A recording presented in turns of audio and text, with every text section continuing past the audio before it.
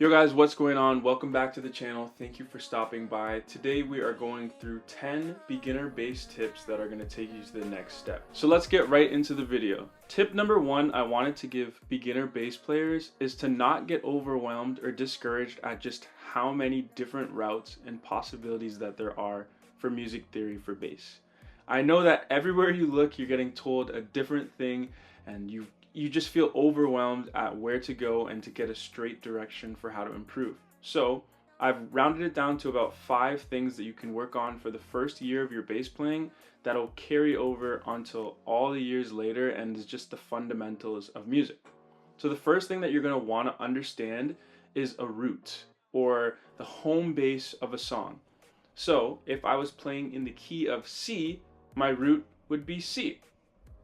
It's that simple on the basic level, but it can get a little bit more difficult. Let's leave that to another video and let's move on to the second point, which is the major scale. This is a scale that is used in almost every single type of music, and it's like a building block to everything music. So I'll show you a C major scale on the bass.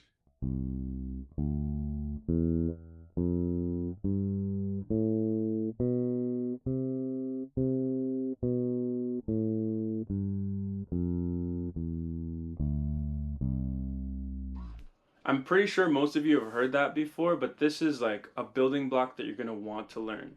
Once you've got that down and understand kind of how that works, you're going to want to move on to the minor scale. So I'm going to play a minor scale in C for you.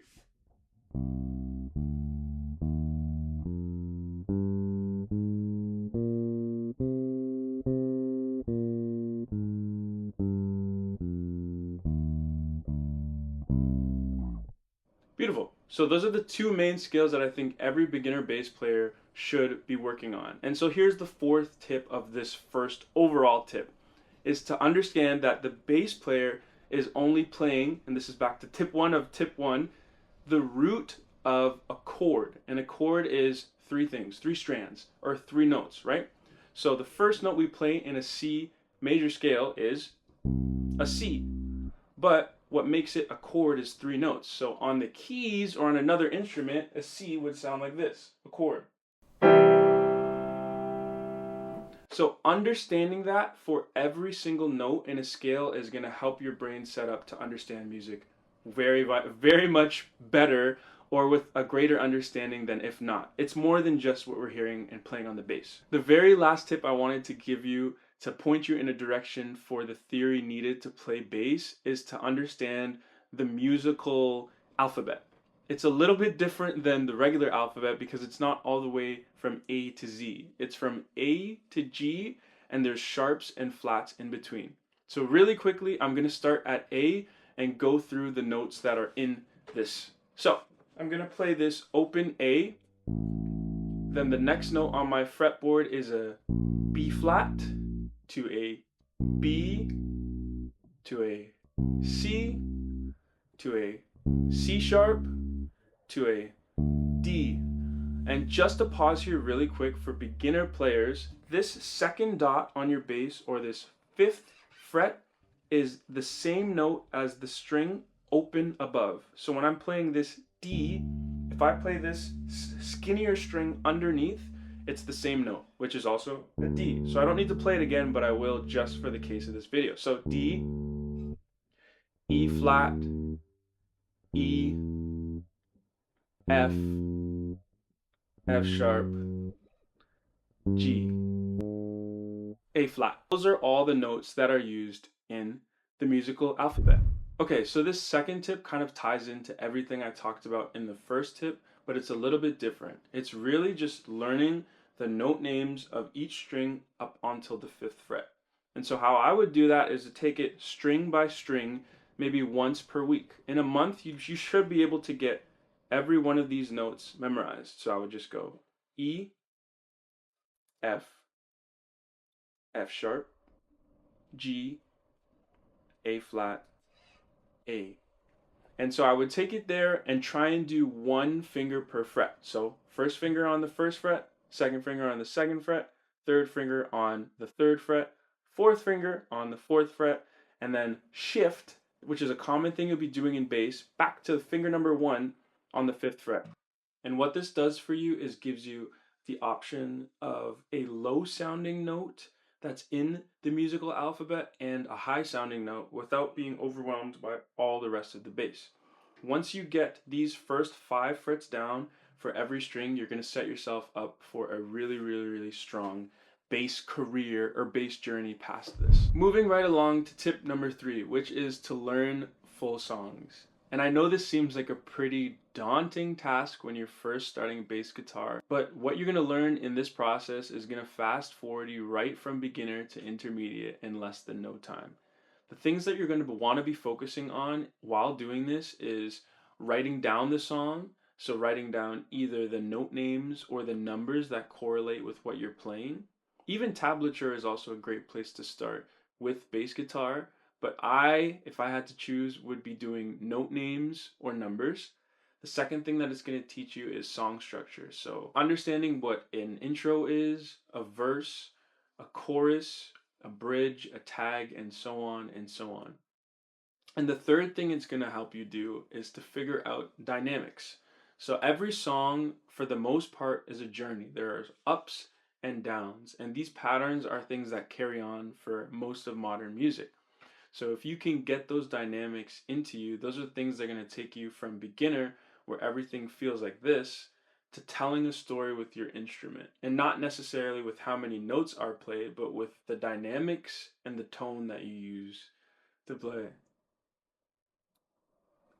Number 4 is a huge one, and it's basically going to your local music store or a local musician that has the knowledge of setting up guitars. A bass setup is one of the best things that you can do for yourself when you're first starting out, and this is why. The bass is going to sound better, it's going to be easier to play, it's going to be easier to move along the neck, and it's going to cause less damage to your fingers if you have a setup. And what a setup basically is for the most part, changing your strings is what they'll do for you. They'll check your electronics if you have that. If your bass is an active bass, it's going to have electronics. And if it's passive too, that they're going to check the knobs and make sure everything's good. They're also going to check what's called string height. So if you can see on this bass, my strings are not too far up from the fretboard, but some of you probably have basses that look more like this. And that is going to make it extremely, extremely hard to play notes and almost feel like you're using those workout things. You know, the ones where you click the buttons and it's like the grip strength thing? Like, your bass should not feel like that when you're playing. It should be easy to press down on the notes. And so it's going to make your overall playing experience a lot better. They'll also check out things like your tuning knobs and make sure that your bass stays in tune, which is like a little side note or tip point 5 is to always tune your bass before you get started playing so that your ear, as it builds and you become more aware of tone and placement and sound, that it sounds good to you. These little guys, these little tuners cost like $20 and it's a great investment to have. Okay, so tip number 5 is more of a mindset thing and just thinking long term, but it's to not get discouraged by your playing or if things are taking you a long time to learn. Learning an instrument like the bass guitar or like any instrument in general really is like learning another language, especially if you don't play something already. So with learning another language, there's no one that can do it all in one day. And even though you may cram a ton into one day and think that's beneficial, it's learned over slowly immersing yourself in the culture and doing it consistently, right? So do that in your practice as well. Make practice times short to start, just enough that you're just getting a little bit exhausted or a little bit bored from playing, and then move on. If you hit something and hit a wall, it doesn't always need to be knocked down that day. Take a rest, go outside, touch grass, okay? Number 6 is to slow it down. And I'll give you an example of what I mean. This is me, or this is a lot of students that I get playing a C major scale.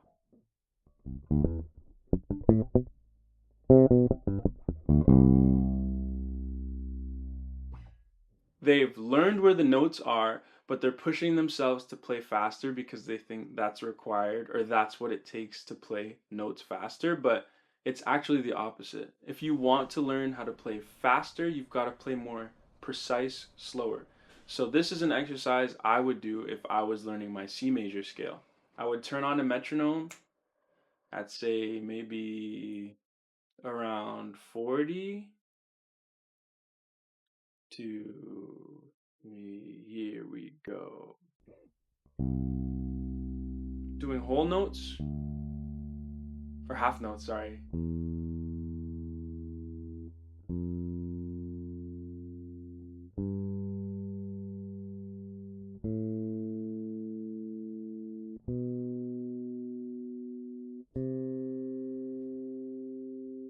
So slowing it down helps me to think about what I'm playing, to focus on my note lengths, to focus on not having, I can't even do it so much anymore, but to not have my notes sound like they're falling off or screeching in between two, and to really just make sure that I'm doing it right slow.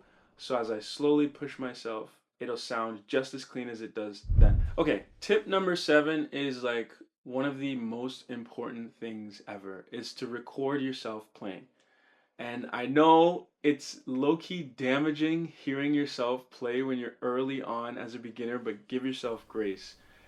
Like, recording yourselves is one of the best tools to hear where you're going wrong and to really just be aware of what you sound like. A lot of the times when I was first starting, and even now, I'll record myself after doing a take of a song or a section that I think is great, and I'll hear it back, and instantly I'll know, okay, this note was not held for as long as I thought, or maybe it wasn't as clean of a start of a note as I wanted it to be. So just watching yourself back and hearing how you translate through a recording is going to be really, really, really helpful. Just don't be too hard on yourself. Tip number 8 is to listen to more songs with bass in general or just more bass players in general. And it's going to help you develop more lines and more creative things in your head. So to give you an example of some famous bass lines that should trigger you right away, here's one.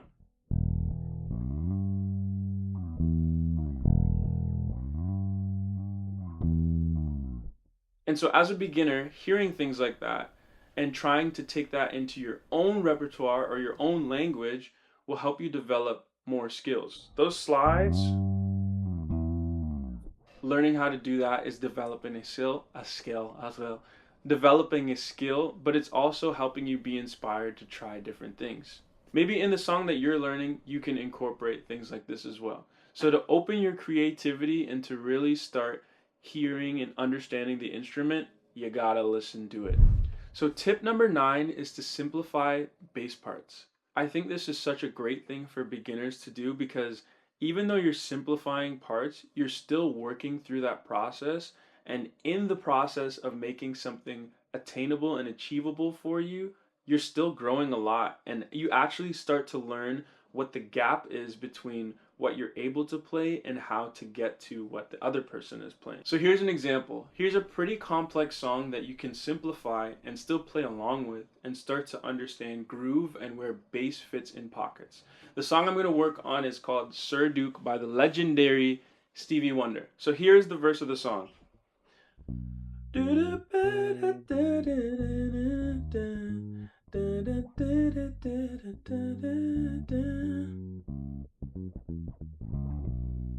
Cool. And as a beginner, I would be very shocked if you can play that right off the top. But something you can do is to find the root notes of what's going on and to play them as whole notes. So here we go again. A one, two, a one, two, three, and music is a with the language we all understand.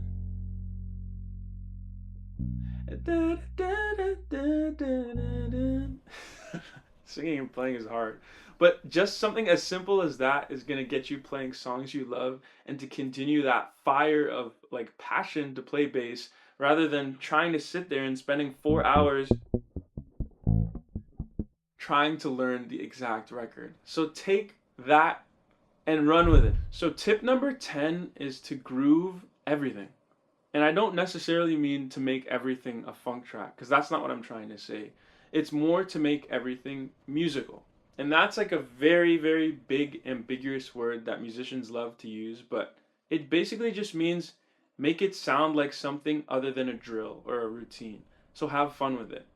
And what I might do to do that is take something that I'm learning, like even my string names from the E string, and just add some rhythm to them. So I'll put on a metronome or a click track, which is basically something that just keeps consistent time, and I'll just have fun with it. So here's an example of that. This metronome is at 60, so this might be good for when you're first starting.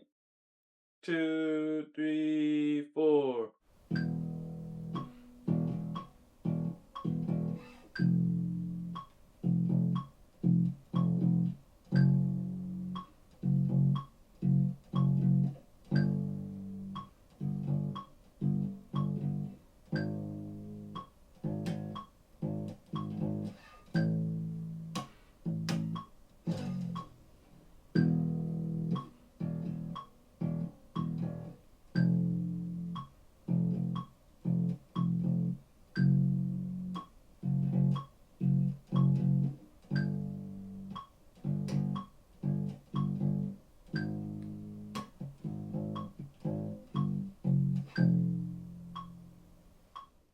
Cool. So there's not any right or wrong way to do that, but it's really about stretching and making the music feel good. And the very last tip I have to give to you guys, it's kind of a bonus, but this is really going to push you forward, is to take at least one lesson with an instructor or another bass player. They're going to help you out with things that are harder to learn online, like technique or finger placement when you're using your strumming hand and fretting hand. Things like that are a little bit harder to learn online, but once you have a strong foundation, you're off to the races and you can play the music you love.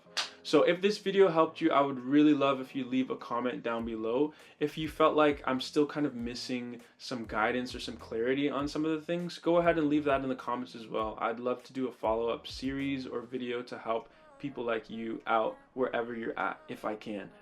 So make sure you hit the subscribe button for more content and hit that notification bell so it goes to your sub box.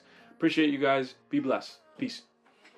So to give you an example, Smoke on the Water. I'm not sure if this is the right key, but these are the right notes. So